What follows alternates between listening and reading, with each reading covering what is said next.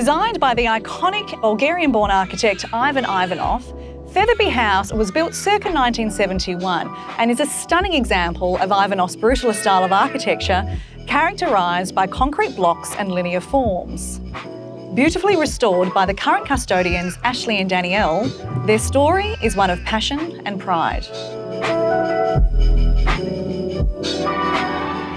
So Bob Featherby built the place, obviously a cabinet maker. Bob wasn't a designer, wasn't an architect or anything like that, but he knew what good design was and he was a highly skilled craftsman, and so he wanted to work with Iwanoff on actually having his own house. And so they sort of had this bond and relationship between contractor and architect and everything like that. There's a really nice piece of original cabinetry in the house that was built by Bob Featherby. Took a hell of a lot of time to restore it, but it's stunning. It's stunning. Beautiful. It's a beautiful piece of worth it. Beautiful piece of cabinetry. Yeah. And when you're in the downstairs billiards room as it was originally detailed, you look up and you see the back of the cabinetry, you realise how good Bob actually was and how considered the cabinetry is as part of the design of the house. Yeah, incredible.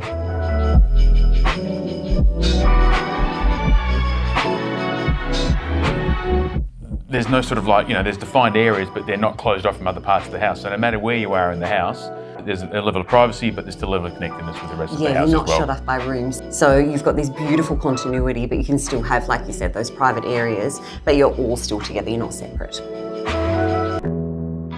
I love the downstairs room, which is originally a billiards room, and the fact you can actually look through the glass all the way up through to the sky, and you just have this feel of being inside, outside, even though you're in the lowest part of the house. So I love that downstairs room. And it changes depending on the time of day. Like today, we are on the street, but we're just up in the treetops. Because you've got the golf course across the road, you're surrounded by greenery the whole time, and it's such a lovely, really lovely, quiet spot to be. If you don't live on the street, you generally don't come down the street. And then at night, you'll be outside having a drink by the pool. It just changes all day. I love it. There's everywhere that you can go. But yeah, it's just a really beautiful part of the world. Iwanoff was all about making a house your own, but this was a true restoration. Yeah, it was finding the plans at the State Archives, realising that the house could be salvaged, could be saved, and it was worthwhile doing.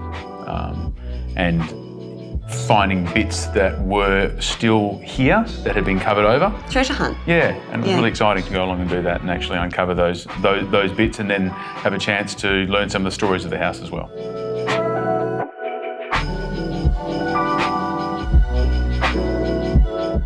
We tried to stay really true to the actual overall design intent of the house, so particularly things like the front door, where that was such an iconic design and piece of the home that we've gone back to 100% detail with that.